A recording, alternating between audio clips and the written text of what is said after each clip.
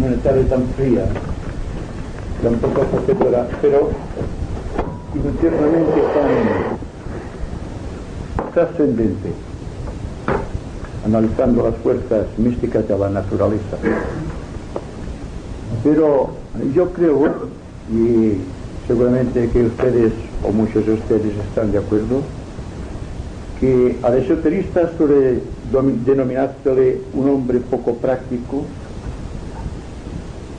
cuya inteligencia es casi metafísica, que se dedica mucho a investigar las cosas ocultas, pero que no se preocupa poco ni mucho de los problemas ambientales, los problemas que estamos viviendo todos en el mundo. Pero esta aseveración no es verdad, porque esotéricamente se busca siempre la causa y el origen de los acontecimientos, se busca la fuente de donde emana la energía, y por tanto no se puede decir que un esotérico no sea una persona práctica.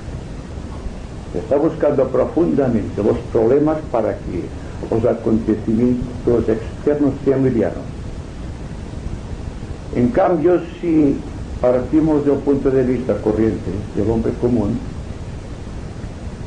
cuya visión de las cosas suele ser muy superficial, vemos que las causas que engendran son muy profundas en el orden social, en un sentido muy negativo de la palabra.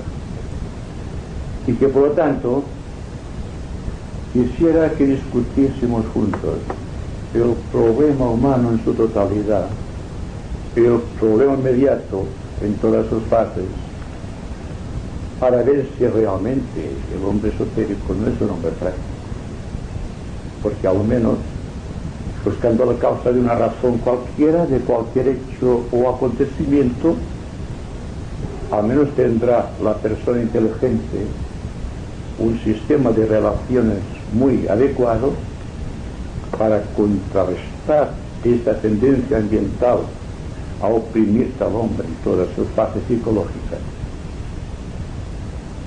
Porque la búsqueda de una nueva orientación psicológica se ha convertido en el eje de la evolución.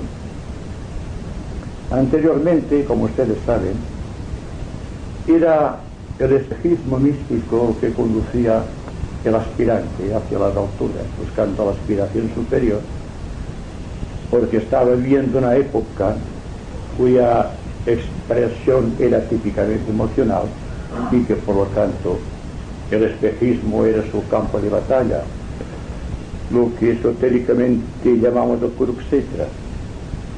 Pero ahora los tiempos han radicalmente cambiado, los acontecimientos se suceden con mayor rapidez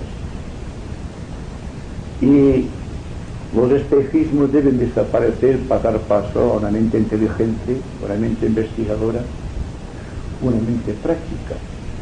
Y para mí la mente más práctica es la mente científica, la que analiza los hechos desde sus profundas raíces. Y naturalmente, ustedes preguntarán cómo se puede analizar un hecho cualquiera de los que suceden actualmente en el mundo desde sus causas más remotas. Un problema cualquiera que ustedes me pudieran citar. El problema del sexo, por ejemplo, que parece ser un tabú incluso para los medios esotéricos. O el problema de la delincuencia juvenil, o el problema de la prostitución juvenil también, o esta espantosa incertidumbre que tiene el ser humano cuando enfrenta un hecho desconocido o que teme que se produzca, como en el caso de la guerra. Son temáticas, ¿verdad?, que son acuciantes, están aquí a lo inmediato y están rasgando nuestra carne, nuestra mente, nuestro corazón. Por lo tanto, hay que afrontarlos directamente buscando su causa original. Un señor que viene muy a menudo a estas reuniones me decía el otro día que no puede explicarse nunca el fenómeno de la homosexualidad, por ejemplo. o del lesbianismo, que son desviaciones, como se dice, de una ley natural. Me pregunto si analizamos este problema desde sus causas iniciales, buscando su creación histórica en las primeras razas, un fenómeno. Si tuviésemos aquí en nuestro poder la clave mística de la historia, supiésemos exactamente lo que significa el término Adán y Eva, por ejemplo, o los hijos de Adán, Caín y Abel, el fruto del bien y del mal, como está en el jardín del Edén, con el árbol conocido, con la serpiente, la manzana, la mujer y todas estas cosas, para ir tratando de buscar conclusiones lógicas y tener en cuenta que sí, que puede haber existido un momento en la historia en que ha habido una diversificación de sexos. Cuando el hombre se da cuenta que es hombre, o la mujer se da cuenta que es mujer. La mujer se fija en el hombre, lógicamente, por la ley de polaridad, y el hombre se fija en la mujer. Pero hay un punto desconocido, y sin embargo es esotérico, que se nos habla que el Manú de cada raza, es decir, aquella entidad espiritual que es el que está modelando a través de una corte increíble de devas creadores el cuerpo físico de las generaciones que se van sucediendo a través de la historia, en un que realmente hay un momento cumbre en que los hijos de Caín y las hijas de Abel, así se lee esotéricamente, se divorcian algo por un misterio inenarrable de la naturaleza, y entonces empieza una relación sexual entre hombre y hombre y mujer. Y naturalmente, preguntamos nosotros, ¿es una desviación el lesbianismo o la homosexualidad? ¿O bien es un intento de la naturaleza buscando el andrógino?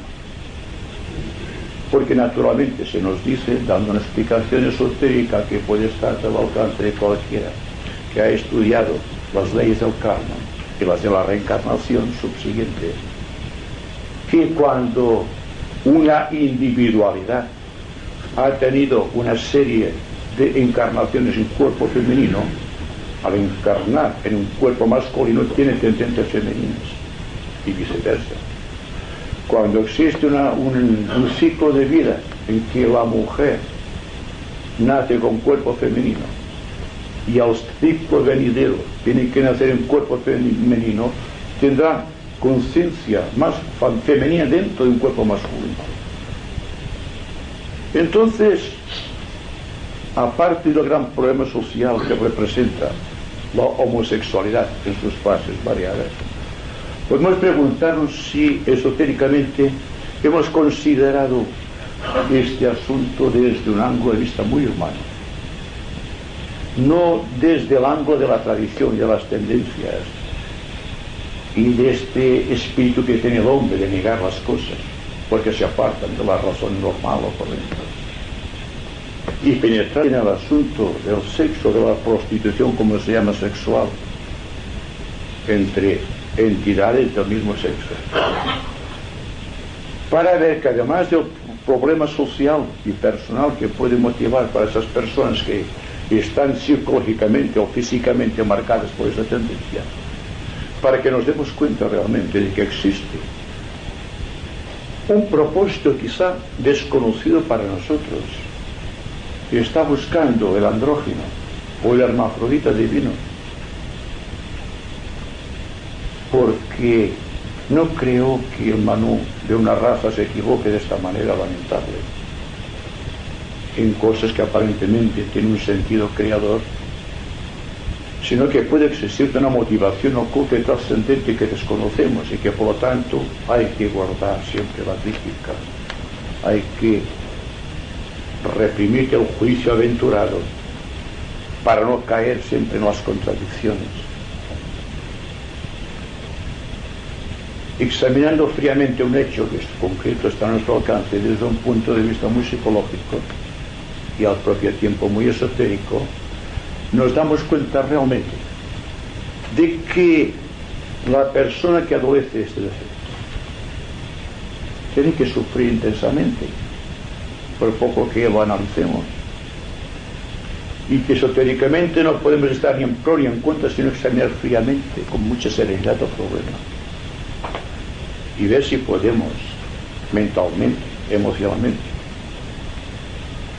utilizando toda aquella energía espiritual a nuestro alcance para remediar ese problema, o el problema que se le presenta al adolescente de ambos sexos, que está viviendo dentro de un gran interés, de una gran curiosidad por conocer todo cuanto ha constituido aquí el fruto de las generaciones que han ido sucediéndose en el transcurso de la historia, y que cuando formulan la pregunta no hay respuesta porque existe un tabú. Porque cuando un niño pregunta algo debe contestarse, y cuando un adolescente pregunta a sus padres alguna cuestión relacionada con el sexo, parece que todo el mundo se aparta como si aquello fuese pecaminoso. Para el esotérico no existe el pecado, existe una mala inclinación de principio por falta de educación. No existe un planning todavía realmente psicológico que se tendría que dar en las escuelas primarias, como se están dando ya en las grandes naciones, las más civilizadas. Me refiero a las del norte de Europa, y no los del Atlántico, más allá del Atlántico, en este caso, que dan una educación de buen principio biológico, científico y psicológico con respecto al sexo, considerando un efecto muy natural, para que se acepte aquello con toda la naturalidad y no con este espejismo con que se ve contemplando las cosas desde el ángulo de la tradición o del estigma del pecado. Ven ustedes, esotéricamente se pueden considerar los problemas sociales, y el problema del sexo, el problema de la homosexualidad, el problema de la droga. Fíjense ustedes, cuando una persona no obtiene respuestas adecuadas a sus preguntas, y el ser humano es un ente que constantemente está formulando preguntas. Cuando las preguntas que está emitiendo no tienen una respuesta válida, me queda un vacío dentro del corazón, se siente frustrado, entra en una gran crisis psicológica, y para rellenar esta crisis, como que no tiene un sistema de verdades cuajando dentro del corazón que le lleve a ver el asunto con toda la profundidad que es precisa, quiere llenar como sea este vacío. El sexo, la droga y todo cuanto está relacionado con ambos extremos es lo que utiliza precisamente para tratar de paliar aquel sentimiento de separatividad, aquel sentimiento de vacío. Y entonces, desdichadamente, sucede lo que conocemos. Pero démonos cuenta de una vez para siempre que los padres y los educadores han fracasado, como han fracasado las religiones, como que ha fracasado sí mismo el contexto social. Un sistema sociológico perfecto no existe. Y les diré a ustedes que no existe porque no hay amor en la humanidad. Nos estamos simplemente tolerando los unos a los otros, nada sabemos del amor. Y como que no hay amor, debe haber una enemistad constante entre nosotros, partiendo siempre de un sentido uniforme de apreciación. Vemos, sin embargo, esotéricamente, que hay una unidad de propósito entre todos los seres. Y para mí, hallar esta unidad de síntesis dentro del corazón es la base donde debe ser establecida la nueva sociedad y donde debe partir aquel impulso creador que tiene que transformar radicalmente toda la sociedad. No hay problema que resista un examen profundo de los hechos. Pero siempre estamos diciendo lo mismo, que los hechos son abarcados en su superficialidad. No vamos en profundidad buscando las causas. Por esto les decía que si hay una persona que sea realmente práctica, yo, esotérico, o el investigador esotérico, porque está tratando de buscar, purgando en los anales del tiempo y dentro de su propia conciencia, la causa de los hechos que ve que están sucediendo a su alrededor y a los cuales no puede poner remedio, porque él a sí mismo se siente frustrado. Una causa, por ejemplo, la causa del malestar social, la causa del conflicto de las generaciones. Cuando los padres no comprenden a los hijos y los hijos tampoco quieren por un cierto punto de vista de los padres, está creando un gran abismo social. Estoy seguro que en el fondo hay un amor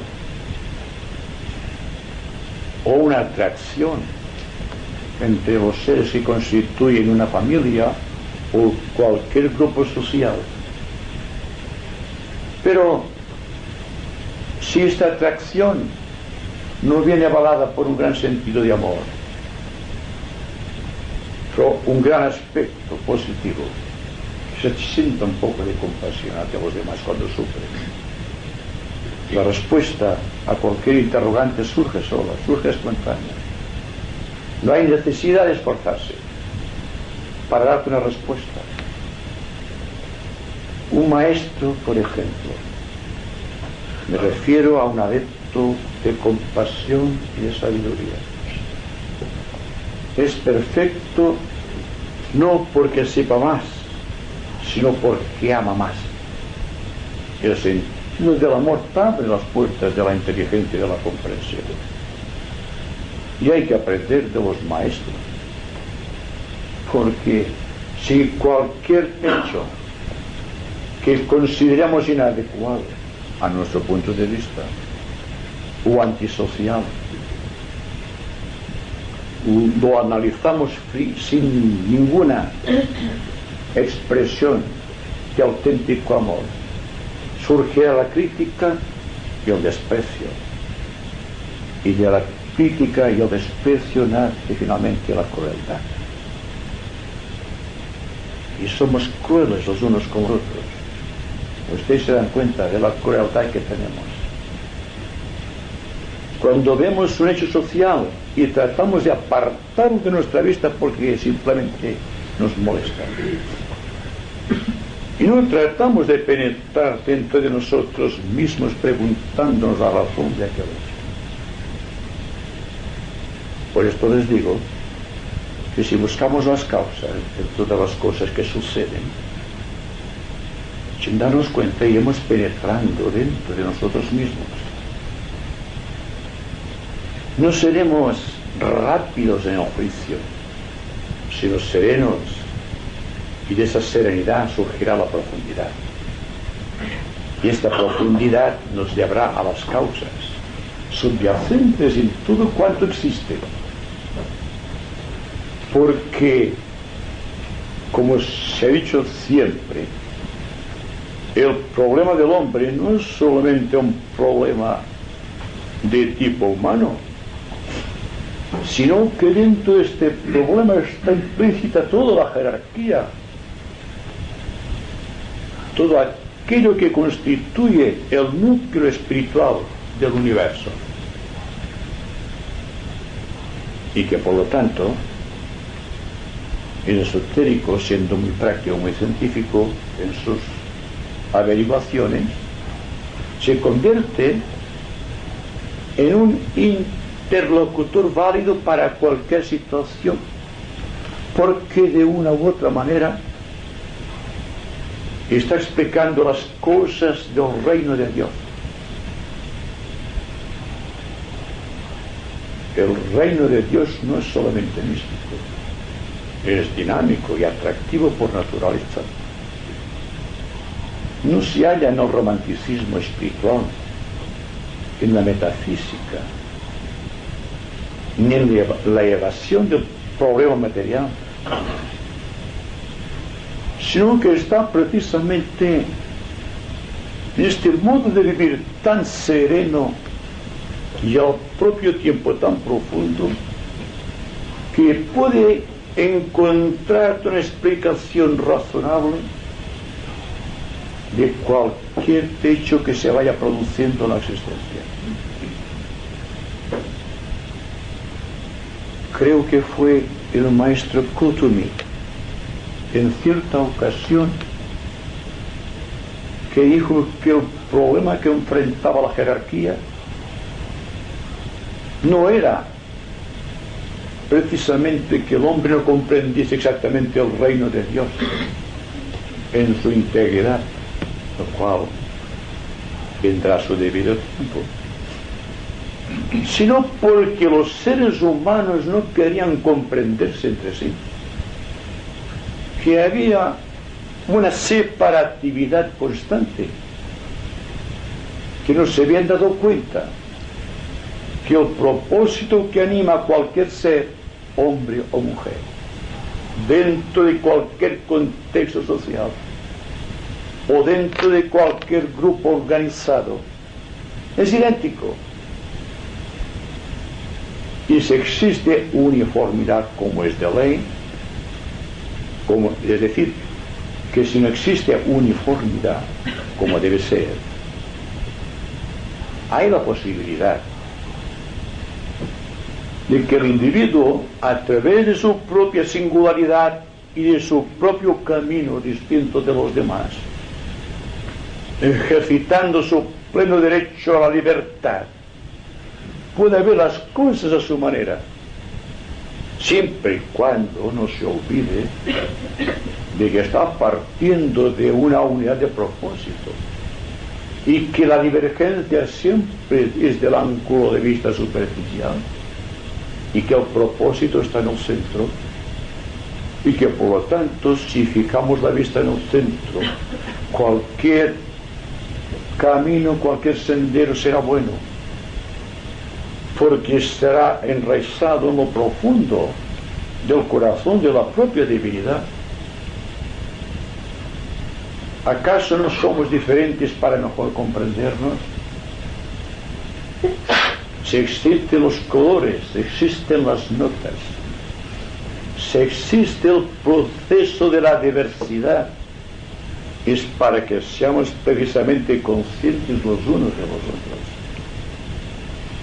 Dos seres iguales caerían en la indiferencia. En cambio, si hay motivaciones distintas, existe una atracción, como en la luz. La polaridad existe en tanto exista el universo. Pero yo les hablo de la unidad de propósito, y para mí, como en el caso de la luz, la unidad de propósito está en el centro de cualquier cuestión, y el centro de todas las cosas es amor, una palabra que ha sido mixtificada a través del tiempo, una palabra que estamos expresando a la ligera en todos los momentos, pero que seguramente desconocemos en su vasta universalidad. Yo les invité a ustedes a hacer la prueba de fijarse bien en las cosas que suceden, porque en el fondo de esa atención surgiría aquel estímulo que constituye la unidad del propósito.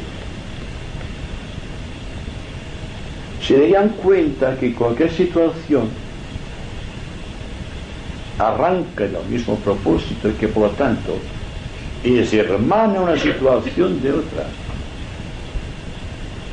y que la diferencia que tenemos, ya sea de rayo, ya sea de expresión física, ya sea de evolución espiritual, ya sea de principios académicos o psicológicos, no deben apartarnos del sentido de la unidad o de este propósito insigne, y que todo cuanto realizamos en la vida no es sino aproximarnos lentamente a este propósito de base, y que por lo tanto, en tanto la tendencia del hombre viviendo en la periferia de los hechos sea constantemente apartarse de este centro que unifica la polaridad, será crear todo espíritu de separatividad, todo espíritu de maledicencia, de crítica, de acerba crítica a veces, y de crueldad. Démonos cuenta que actualmente, porque estamos buscando problemas inmediatos, existe una guerra que desde el principio de los tiempos se ha mantenido caliente en lo plano mental, y que por lo tanto, habida cuenta que la guerra, en su explicación psicológica, es una lucha de voluntades, en la justa medida que dejemos de luchar entre nosotros, las guerras dejarán de ser. Y darse cuenta que el cuerpo de la humanidad constituye un todo colectivo, que no existe separación ni entre los continentes ni entre los pueblos de la tierra, que las fronteras son ilusorias, solo existen en las mentes de los políticos y de los filósofos y de los científicos que carecen de principios de unidad.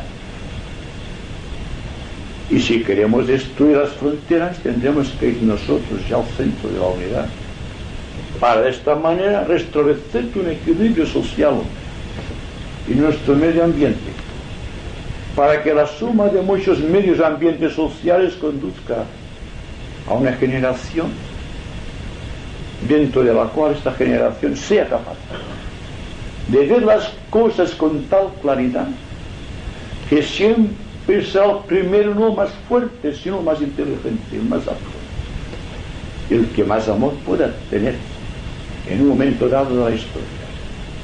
Y como un canto de esperanza, la programática de la jerarquía para esta era que estamos empezando ya a abrir y que empieza ya a alborear, es constituir los núcleos sagrados de las personas de mente sencilla y corazón amante,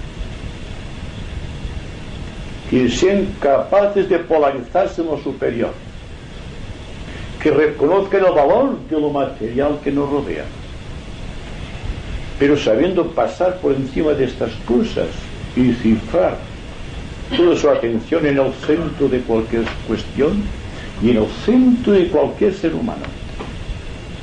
Se evitará la desunión entre las familias, la lucha de las generaciones entre sí, de los padres con los hijos y de los hijos con los padres. Se creará un ambiente social diferente de lo que conocemos. Las motivaciones que llevarán a los hombres al trabajo y a sus aspectos grupales y a todo su espíritu psicológico superior vendrá como una equivalencia de valores que no serán valores fortuitos, sino que será la programación de lo eterno en cada uno de los corazones, y que por lo tanto llegará un momento en que el investigador esotérico, sea cual sea su grado, penetrará tan profundamente en los hechos que los verá en forma omnilateral, ultradimensional, en su contexto sintético, no en pequeñas fracciones, porque el pecado del hombre inteligente, explícame el pecado, es querer captar el sentido del movimiento del universo o del propio Dios en un momento fijo en el tiempo. Cuando la persona está fijo en el tiempo y quiere captar el fluir de la divinidad, está pervirtiendo la idea de la propia divinidad. Y ahora nos llega un momento en que esotéricamente, examinando fríamente y serenamente los hechos que suceden, podamos darte una respuesta afirmativa a todo cuanto se nos está solicitando desde las alturas. Y a partir de aquí, que nos está oprimiendo, podemos salir triunfantes y entonces veremos realmente lo que he dicho al principio de esta pequeña disertación, y es que el investigador esotérico, profundo en sus análisis, tratando de buscar las causas universales y traerlas aquí al mundo de los seres humanos, es el método más práctico y más científico de crear un mundo en el cual exista la armonía, desaparezcan las guerras y alcance el hombre aquello para lo cual ha nacido: adquirir el poder de la libertad y de la felicidad.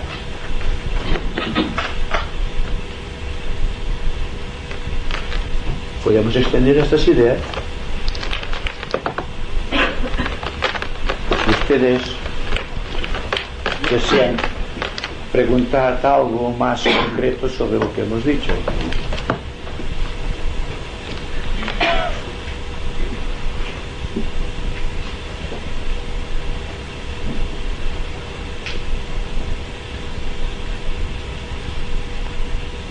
Y si nadie abre el juego, voy a abrirlo. Porque me has dejado con aquello del sexo. He pensado que si en un principio, aunque fuera en una vuelta de la espiral, naturalmente menos elevada, era uno, esta división solo consigue la lucha, porque si antes estaba no podía haber evolucionado sin haberse partido, ¿no? ¿Podría evolucionar la luz con un solo polo? No, claro, pero... Si no existe la polaridad, no puede existir el universo manifestado. Aquí no se trata de que nos reconozcamos que todo cuanto existe es el resultado de una polaridad. Porque el hombre tiene dos órganos siempre, dos ojos, la nariz, la tráquea, todo es dual. Esta dualidad debe ser comprendida científicamente. Y el sexo, en lugar de considerarlo un pecado místico, considerarlo un hecho actual, algo está ahí. El sexo, por su propia naturaleza, es divino. Hemos visto, por ejemplo, que nuestro universo, para no ir demasiado lejos, es el resultado de una polaridad. Si nos habla incluso de un logos masculino y de un logos femenino, o de una electricidad positiva y una electricidad negativa, que en su conjunción producen una luz, y esta luz es nuestro universo. Si todo es dual, hay que preguntarse ¿por qué hablamos esotéricamente de un punto de vista central o de unidad? ¿Por qué hablábamos anteriormente del homosexual, por ejemplo? Hay que ser muy específico sobre este punto, o del lesbianismo, en un sentido del intento de la propia naturaleza buscando un tipo nuevo que desconocemos. ¿Por qué no? ¿Verdad? Pero para esto hay que ser muy amorosamente activo en el pensar, ver que el asunto de toda una inefable perspectiva en la cual existe la explicación racional del hecho. Porque cuando esotéricamente hablamos del andrógino, ¿qué queremos significar? O del hermafrodita. Un propósito de la divinidad dentro de su propia unidad es la manifestación. Entonces de sí mismo extrae la polaridad para poder manifestarse, porque como unidad no puede manifestarse. Lo único que puede hacer, como en el caso de Krishna y Arjuna, es contemplar el desarrollo de la polaridad desde el punto de vista central. Y esto podemos hacerlo todo a pesar de que reconozcamos la polaridad. Ahora bien, ¿por qué no considerar la polaridad en un sentido de armonía y no de separatividad? Científicamente se nos dice que la luz es el resultado de un choque entre un polo positivo y un polo negativo. Pero ¿por qué no aceptar el hecho esotérico de que la luz es el resultado de una armonía entre dos polos? Si supiésemos este hecho esotérico reconocido y analizásemos nuestra vida tal como la tenemos programada socialmente, tendría que existir, lógicamente, un punto máximo de atención sobre los actos que estamos realizando y reconocer el sexo como impulso de amor y no simplemente como una atracción dentro de una polaridad. Si la persona ama, y esto creo que lo decía San Agustín, en este amor existe la justificación del pecado. Significa que si una persona ama, todo cuanto surge de este amor es santo, es puro, sea lo que sea. El sexo, por ejemplo. Pero si la persona no ama, el sexo se convierte en una forma de establecer un contacto físico simplemente, sin motivación alguna, y en los otros planos de la naturaleza. Y si hay pecado original será en este punto, no en el sexo en sí, sino en la utilización del sexo, como aquellos materialistas del pasado que decían que para ellos el Dios es el dinero y que por lo tanto, como el dinero da poder, ellos tenían poder sobre sus conciudadanos. Y esto lo hemos visto en cualquier tipo de civilización, desde la romana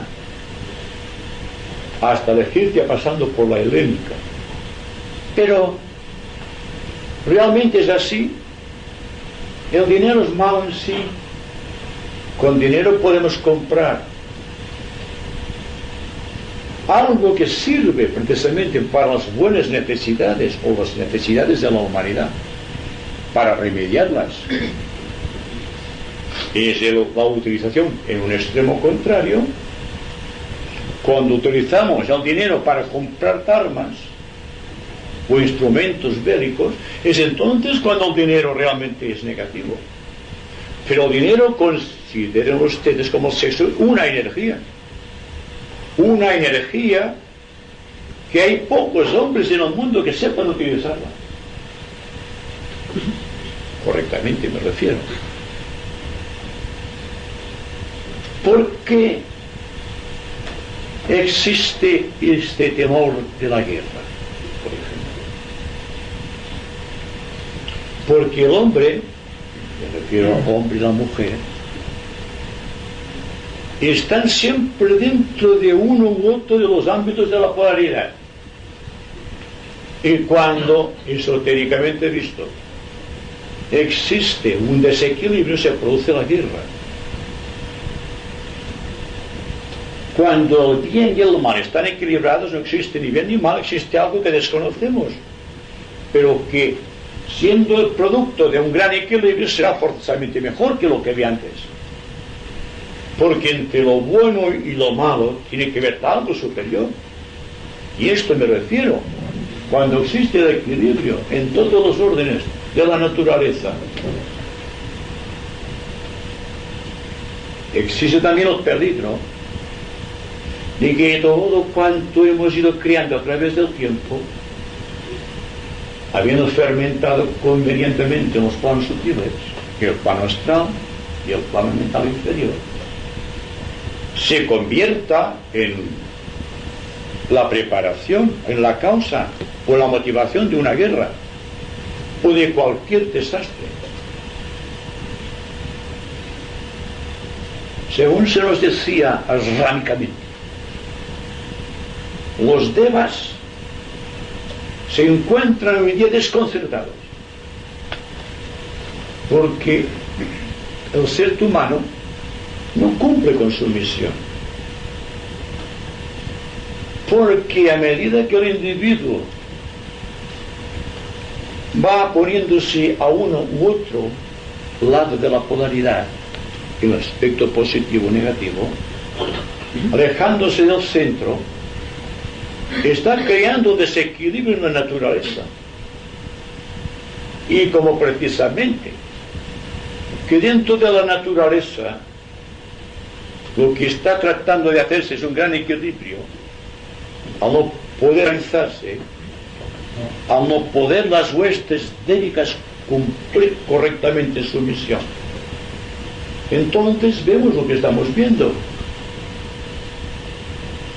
Ya no sabemos si era frío mañana o era calor, porque los grandes artífices del espacio, los que crean el frío y crean la calor, y que origina la floración de los árboles que tienen que dar frutos,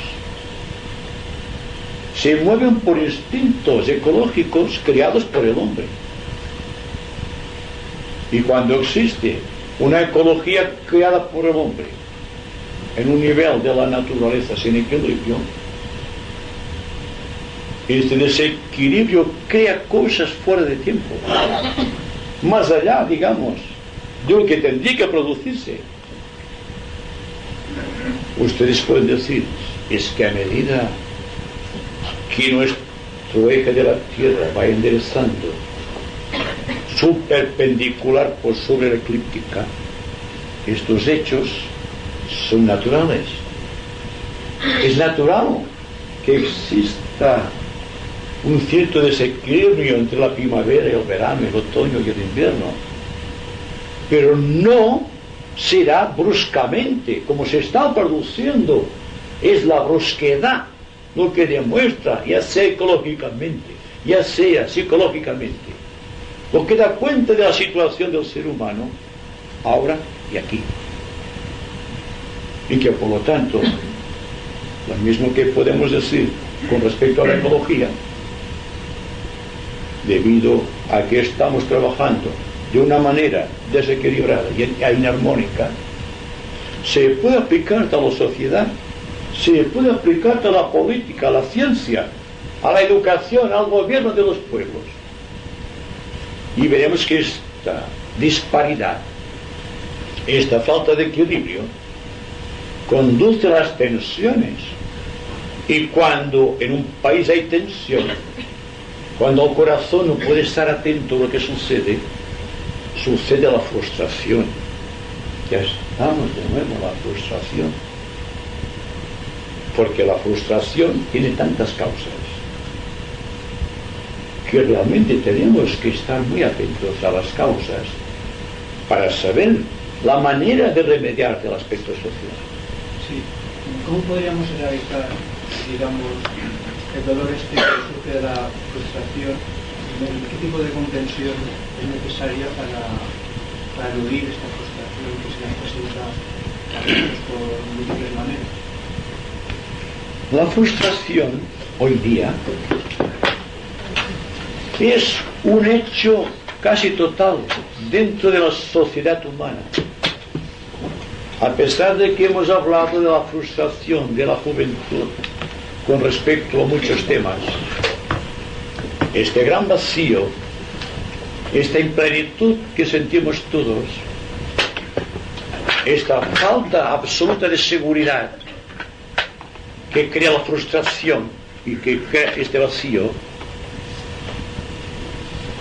es algo que estamos produciendo constantemente con los pensamientos y con nuestras maneras de tratar las cuestiones. He dicho siempre que la base de la resolución de cualquier problema, sea el problema del tipo que sea, vendrá impregnado siempre de un hálito de inseguridad que es producto de la superficialidad del criterio. Una frustración, además de lo que estamos diciendo, debemos decir que no puede producirse cuando de una u otra manera estamos tratando psicológicamente de rellenar este vacío que causa la frustración. Pero ¿cómo lo hacemos? Buscando el amparo de lo que dicen los estadistas, los sociólogos o las jerarquías religiosas, con sus criterios a veces muy distintos, o bien vamos a analizar el problema aquí y ahora tal como debe ser, yendo al fondo del problema, no en la periferia, porque ningún aspecto periférico puede traer la solución de cualquier problema. Si estamos muy apercibidos, si piensen bien, del problema, no tratando de eludirlo a través de una fórmula maravillosa de salvación, como ocurre en el caso religioso, o tratando de activar este problema de una manera revolucionaria, tal como se nos dice que debe ser desde un ángulo de vista social. Cuando situemos nuestra atención en el centro de la oposición, veremos que se hace luz en el problema. Es decir, más sintéticamente, más sencillamente, más simplemente todavía. Cuando la frustración se la examine a fondo, no recreándonos dentro del problema. Hay personas que se recrean en sus problemas, sino examinando fríamente el problema. Tiene que surgir una forma de solución de este problema, ya sea el de la frustración, ya sea el problema de la droga, ya sea el problema del sexo, porque todo está concatenado. No podemos separar un hecho del otro. No son fenómenos aislados. La frustración es total. La frustración puede venir porque no nos sentimos amados por el ser que queremos. Puede prevenir porque no hemos triunfado todavía en la vida teniendo ganas de triunfar. Porque no tenemos trabajo, porque tenemos el conflicto de la generación, porque el padre no nos comprende y la madre nos desprecia de una u otra manera. Deja un vacío. Bien. Entonces, para mí, no es analizando cómo se comporta con nosotros el padre o la madre, o cualquier hecho, sino tratando de indagarte en el vacío que crea dentro de nosotros el hecho. Y veremos que la frustración, al ser examinada fríamente, desaparece. Porque si queremos andar en profundidad por los temas, cualquiera que sea su dimensionalidad, tendremos que examinarlo muy atenta y muy serenamente para darnos cuenta al final de que realmente en la fruición, en el desarrollo de esta visión, surge algo superior, algo que no está en la motivación de los dos extremos, sino que se halla precisamente en la frustración, en la propia frustración. Parece difícil, ¿verdad? Pero traten de examinar un problema profundamente, con toda la atención de sus... no buscando una solución que venga de fuera de nosotros mismos. Y estoy seguro que si examinamos el problema, no tratando de buscar una solución radical, sino simplemente examinándolo, el problema que esotéricamente podríamos decir que tiene una entidad se revela a nosotros, nos habla el problema. Es el caso de la confesión. Cuando la persona está frustrada y empieza a decirle al sacerdote sus problemas, no es que se libere, pero sin darse cuenta se está liberando de una tensión que lleva dentro. Es lo que hace el psiquiatra. Cuando una persona que tiene problemas o tiene complejos le dice: tiéndase usted aquí, no piense en nada, limítese a contestar lo que le pregunto. Y sin darse cuenta, si el psiquiatra es inteligente, se dará cuenta dónde está la causa de la frustración, porque sin darse cuenta lo está revelando. Y el problema trata de revelarse para ser liberado precisamente. Naturalmente, cuando tratamos esotéricamente un punto tan crítico como el de la psicología inmediata, a que causa cualquier perturbación en nuestro medio ambiente, es cuando la persona que no comprende exactamente la cuestión tiende a pensar que esotéricamente aquello es negativo. Pero dense cuenta ustedes de algo muy importante, que cualquiera que sea nuestro problema, nunca lo examinamos en profundidad, sino siempre superficialmente.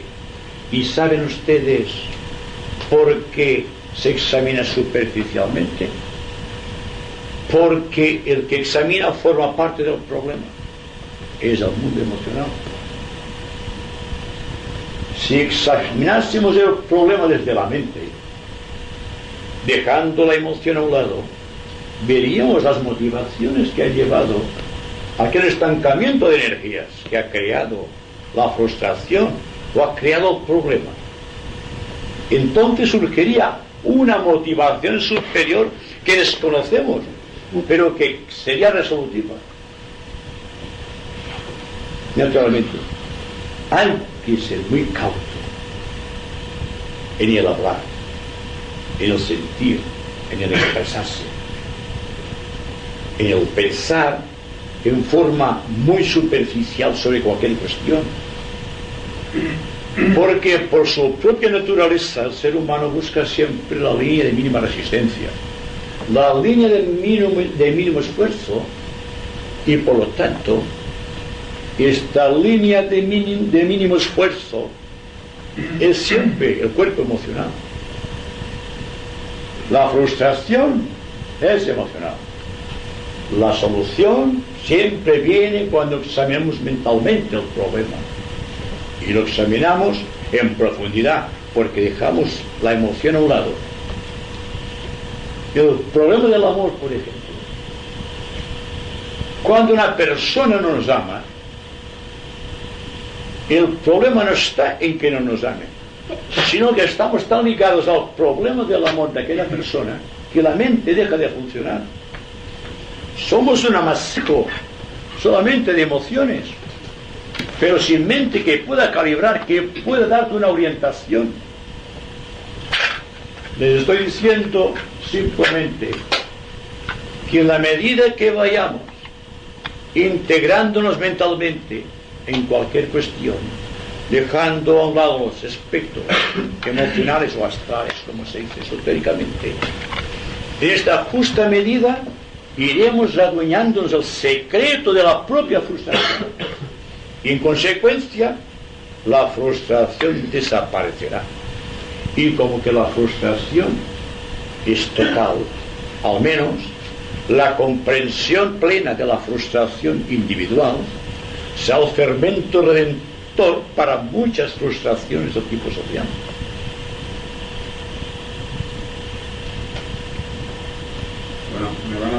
que es la primera vez que asisto aquí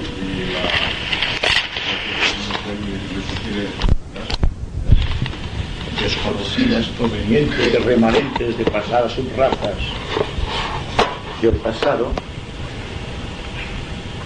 que no tienen un coeficiente intelectual que es natural en la raza aria. Todas estas cosas quizá no nos digan gran cosa, porque vemos el hecho y es un hecho social, porque la persona que tenga un subnormal en su familia tendrá que sufrir las consecuencias kármicas de aquel hecho. Sería muy fácil y muy poco aventurado decir, por ejemplo, que es un karma que hay que pasar por la persona. Quizás sea esto, pero las motivaciones ocultas de aquel ser subnormal pueden provenir precisamente de una evolución inferior que está tratando de evolucionar en contacto con los seres inteligentes a través del sacrificio. En cierta ocasión me acuerdo de las ramas que se trató este caso y dijeron, se dijo, que todo el proceso que lleva a cabo un ser normal dentro de una persona sana tiene como consecuencia desarrollar el espíritu de amor y de compasión entre los seres que se sacrifican para este punto. Se nos dijo, señalando varios casos concretos, la evolución de unos padres que habían, de otros muchos miles de casos existentes en el planeta, que habían querido ser padres de una persona de esa categoría. ¿Acaso no hay personas que quieren perros, gatos, caballos y lo que sea? Y en cierta manera se sacrifican por esos caballos, gatos y perros. Elevando esto a la raza inferior que está dentro de nuestra propia quinta raza, muchos padres, discípulos, en muchos casos del maestro, sacrificándose, llevaron a cabo su misión. Y aquella persona realmente tuvo en sus manos la clave de una ulterior evolución. Y voy a enseñarles a ustedes un hecho muy práctico. El subnormal, por su naturaleza, lleva siempre dentro de su cromosoma físico una falta. Le falta algo en el cromosoma. Los mongoles tienen precisamente un fallo de este tipo que les caracteriza, no sé, bien ustedes, como raza. Porque el subnormal mongol es igual aquí que en la Patagonia, que en América, que en cualquier rincón del mundo. ¿Verdad que tiene un hecho común? Que tiene una característica tan parecida que realmente constituyen para la humanidad como un todo, y no simplemente como dos padres, discípulos del maestro, adoptando un subnormal para hacer lo que sea, sino que nacen este remanente de las primeras subrazas de la raza atlántica. Y esto la medicina no puede explicar, porque se sabe leyendo los registros acásicos de la historia, viendo tal como se produjeron aquellos hechos. Pues estos remanentes, con un cromosoma dificultoso en orden a los cromosomas que tiene el ser humano en su totalidad, el hombre corriente, ha dado como consecuencia que no están a la altura de la propia evolución y la jerarquía que está persiguiendo el contexto de todos los reinos desde hace siglos, muchos siglos. Adoptó la divisa de un sacrificio permanente dentro de la humanidad para que los mongoles como raza pudiesen ser estimulados y crecer hasta un punto X que les facilitaría la evolución posterior en otra subraza de nuestra propia raza.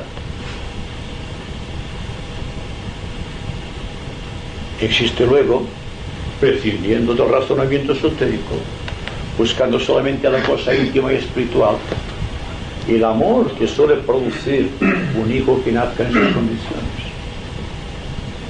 Y tampoco es esto lanzarme a la aventura de decirles a ustedes que la programación del gobierno con respecto al aborto y con respecto a los subnormales tendría que dejar de ser.